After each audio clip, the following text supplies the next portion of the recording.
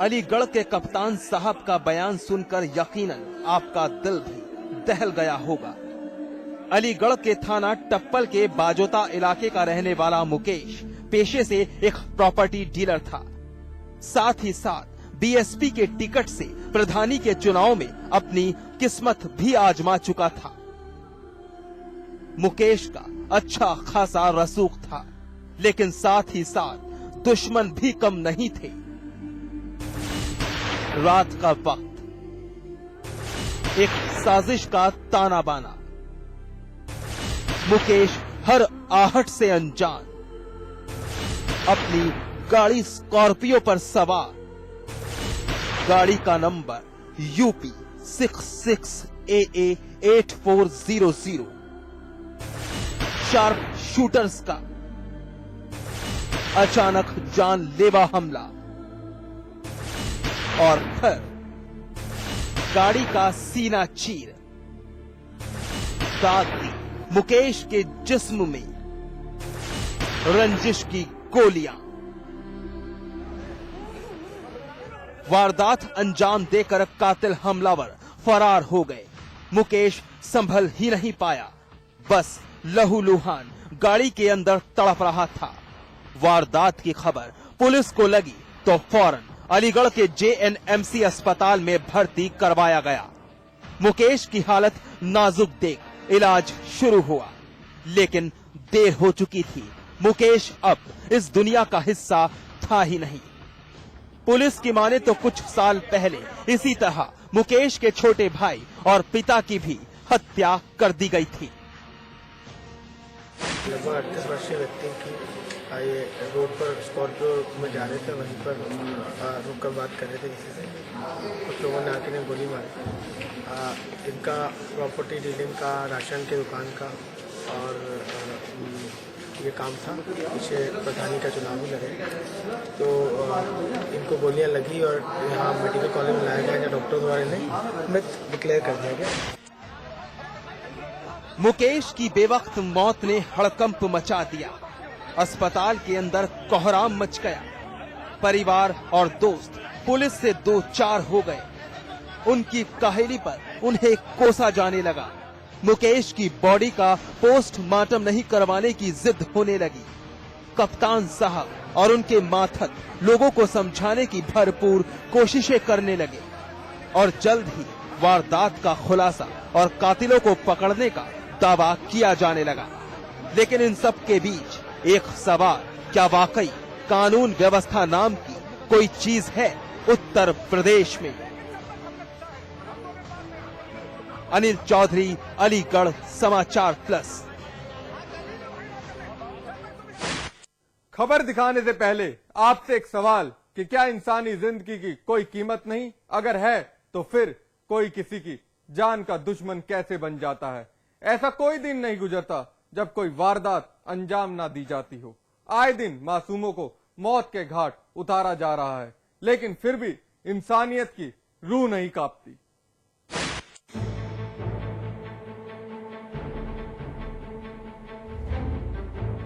कमरे में पुलिस मौजूद है। सवाल जवाब का दौर चल रहा है। इलाके के लोग कमरे में दाखिल हुए हैं। हर शख्स के चेहरे का रंग उड़ा हुआ है। पुलिस उस खामोशी की तफ्तीश में जुटी हुई है जिसे इस कमरे में अंजाम दिया गया है। हत्या हुई है इस कमरे में। बुजुर्ग दंपति पर गोलियां दागी गई हैं। स्ट्रेचर पर पड़ी इस महिला ने दम तोड़ दिया है। घर के बाहर चादर में लिपटा ये शख्स जिंदगी के लिए मौत से संघर्ष कर रहा है। पुलिस जद्दोजहद में है। कमरे में दीवार पर लगी जिस तस्वीर को पुलिस देख रही है वो सतेंद्र की है। सतेंद्र को अस्पताल भेजने की तैयारियां की जा रही हैं। पड़ोसियों के मुताबिक इस वारदात को रिश्तेदारों ने अंजाम दिया है। घटना है हमारे घटना यहाँ 2 मर्डर हो गए, 70 की घरवाली का, दोनों का घर में ही हो गए। पिस्टल पर के बराबर में पास में रखी है, वहीं के घर में ही। क्या विवाद, क्या कौन लोग थे? का कोई ऐसा ही पारिवारिक क्या घर कौन का मतलब कोई रिश्तेदारी का आपस का कोई मैटर है।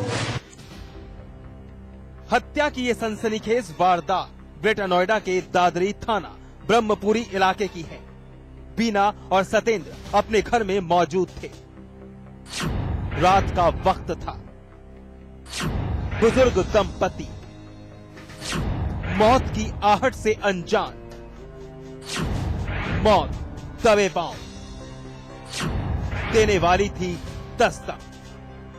इसी दौरान बीना के रिश्तेदार घर में दाखिल हुए और दोनों के जिस्म में गोलियां दाग दी। इलाके में इतनी बड़ी वारदात को अंजाम दिया गया, लेकिन आसपास किसी को भनक तक नहीं लगी। रिश्तेदार इस वारदात को अंजाम देकर वहां से फरार तो हो गए, लेकिन वही कमरे में अपनी पिस्टल भी छोड़ दी। मौके पर पहुंची पुलिस ने वो पिस्टल बरामद कर ली, लेकिन कुछ भी बताने से कतराती रही। सतेंद्र के भाई महेंद्र के मुताबिक उसके भाई की किसी से कोई रंजिश नहीं थी। मेरा नाम सुखबीर है। मेरे भाई के गोली लगी है, उसकी घरवाली के लगी है। घरवाली एक्सपायर हो गई है, उसे गाली वाली किसी से कोई विवाद था? कोई पता नहीं। इस वारदात से पूरे इलाके में सनसनी है। बीना तो मौत की आगोश में समा गई, लेकिन उसका पति सतेंद्र अभी भी जिंदगी और मौत की जंग लड़ रहा है। सतेंद्र की हालत नाजुक बनी हुई है, लेकिन आरोपी अभी भी पुलिस गिरफ्त से बाहर है। अब एक सवाल कि आखिर सतेंद्र की किसी से क्या दुश्मनी हो सकती है। रविंद्र जयंत, ग्रेटर नोएडा, समाचार प्लस। अपराधी बेखौफ हैं।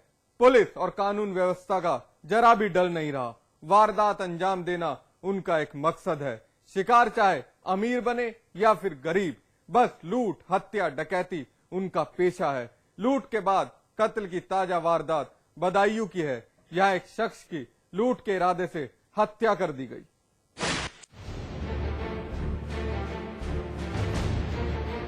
जी हां, ये मंजर वाकई खौफनाक है।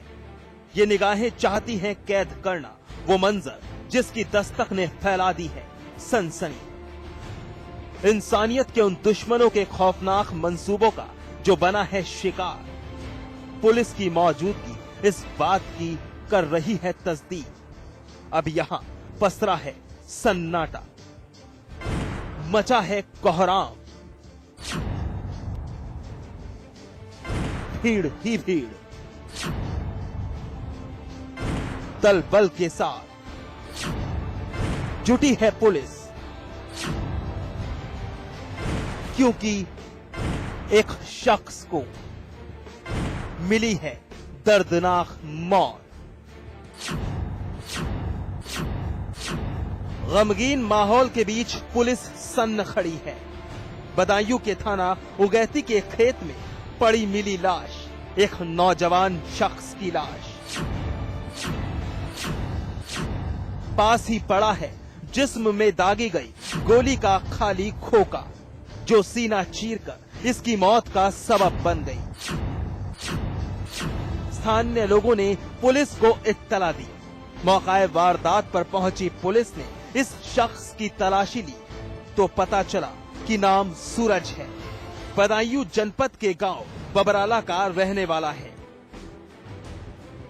कल सुबह घर से निकला है। कल सुबह के निकले जो फिर शाम को मतलब घर नहीं पहुंचा। तो क्या करते थे? ये गाड़ी चलाता था जो। कहाँ की? ये बबराला की। और उसके बाद जो फिर हमें सूचना मिली कि जो है सुबह ऐसे ऐसे वहाँ पे वो हो गया। सूरज एक ड्राइवर था, बबराला का ही रहने वाला था। प्रमोद नाम के इस शख्स की गाड़ी बुकिंग पर चलाता था। रोजाना की तरह सूरज घर से निकला, रात तक वापस नहीं लौटा। अगली सुबह उसकी मौत की खबर ने परिवार को सन्न कर दिया। लेकिन एक सवाल फिर भी मुंह बाए खड़ा था, सूरज की हत्या क्यों और किसने की? गाड़ी मालिक से संपर्क साधा गया तो पता चला रोज की तरह शाम के वक्त प्रमोद ने गाड़ी देकर घर जाने के लिए कहा था, लेकिन सूरज घर नहीं पहुंचा। और थाना उगैती इलाके के खेत में उसकी लाश संदिग्ध हालत में पाई गई। वो वैन भी नहीं थी। साफ था कि कातिल सूरज का कत्ल कर वैन लूटकर फरार हो गए। हाँ, मैं इस गाड़ी का मालिक हूँ और मैंने जो शाम को 7 बजे करीब से मैंने भेजा, मैंने कि तू घर जा, अब रात हो गई। मैंने कि क्या भागा, तो एक वहाँ से चल दिया बस। फिर मुझे पता नहीं क्या हुआ। ये रास्ते में जैसे मुझे पता नहीं, जैसे मैंने भेजा, अब रास्ते में कौन क्या मिला, कोई मिला या ना मिला, ये मुझे कुछ पता नहीं। और जिन्हें कैसे आया ये भी पता नहीं मुझे। मैंने इसको घर भेजा था। सूरज की हत्या से इलाके में सनसनी फैली है। पुलिस ने फिलहाल चुप्पी साध रखी है। साथ ही जल्द आरोपी पकड़ने का दावा भी किया जा रहा है। लेकिन साफ है कि यूपी की कानून व्यवस्था दम तोड़ रही है। तभी तो कातिल लुटेरे सूरज का कत्ल कर गाड़ी देकर बेखौफ फरार हो गए और पुलिस लकीर की फकीर बनी हुई है। कुमार विकास, बदायूं, समाचार प्लस। बहरहाल एनकाउंटर में वक्त है ब्रेक का। ब्रेक के बाद दिखाएंगे नकली नोट का जाल।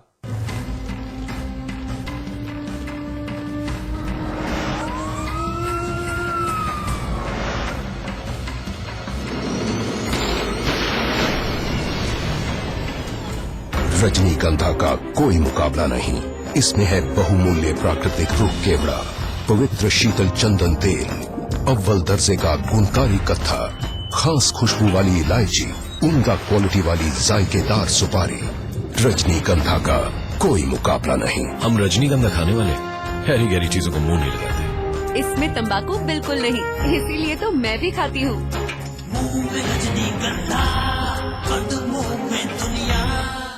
जब पारिवारिक विवाद से रिश्ते बिगड़ जाएं, तनाव और चिंता आपके पीछे पड़ जाएं, तब करें कौन सा उपाय।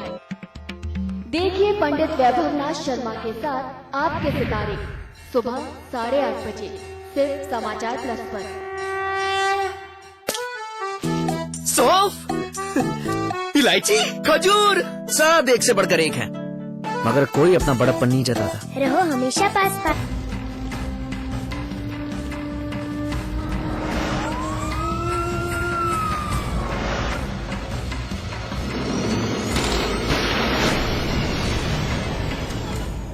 उत्तर प्रदेश में नकली नोट के सौदागर सक्रिय हैं। पूरे प्रदेश को नकली नोट के सौदागरों ने अपनी गिरफ्त में ले रखा है और ये साबित हुआ है हाल फिलहाल की कुछ वारदातों से। ताजा नकली नोट की खेप वाराणसी पुलिस ने पकड़ी है, जहां नकली नोट के साथ साथ सौदागर भी धरा गया। उन्हें न कानून की चिंता है, न वर्दी वालों का डर। बेखौफ हैं नकली नोट के सौदागर।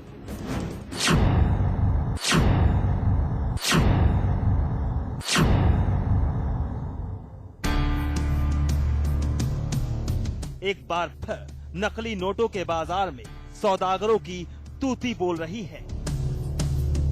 दूसरे मुल्कों से लाकर यूपी में धड़ल्ले से चलाए जा रहे हैं नकली नोट, क्योंकि सौदागरों की पसंदीदा जगह है उत्तर प्रदेश। पाकिस्तान से चलकर बांग्लादेश और नेपाल के गलियारों से होते हुए नकली नोट के सौदागर अपना अड्डा यूपी में बना रहे हैं। वाराणसी एटीएफ और आदर्श थाना कैंट पुलिस की मुस्तैदी ने एक बार फिर वो नकली नोट जब्त कर लिए, जो जल्द ही बाजार में उतरने वाले थे। 10 लाख की नकली करेंसी, 1000 के 850 नकली नोट, 500 के 300 नकली नोट। साथ ही पकड़ा है नकली नोट का वो सौदागर जिसके जरिए ये नकली नोट का जाल बिछाया जा रहा था। एक बिहार का लड़का पकड़ा गया है। इसके पास से 10 लाख की लगभग इंडियन करेंसी नकली नोट पकड़े गए हैं। क्या किस तरह से पकड़ा गया? और ये एटीएस को सूचना थी, उनके द्वारा संपर्क किया गया, एक टीम गठित करके होटल इंडिया तिराहे के पास पकड़ा गया है। इसके पास से लगभग 10 लाख की नकली करेंसी मिली हुई है, जो पाकिस्तान के ISI के माध्यम से बांग्लादेश दिया जाता है। बांग्लादेश से एजेंट रियाजुल के माध्यम से, जो मालदा का रहने वाला है, ईस्टर्न यूपी में सप्लाई किया जाता है। प्रभात अग्रवाल, कैंट थाने के अंदर खड़ा वही शख्स जिसकी गिरफ्तारी वाराणसी ATS और पुलिस ने एक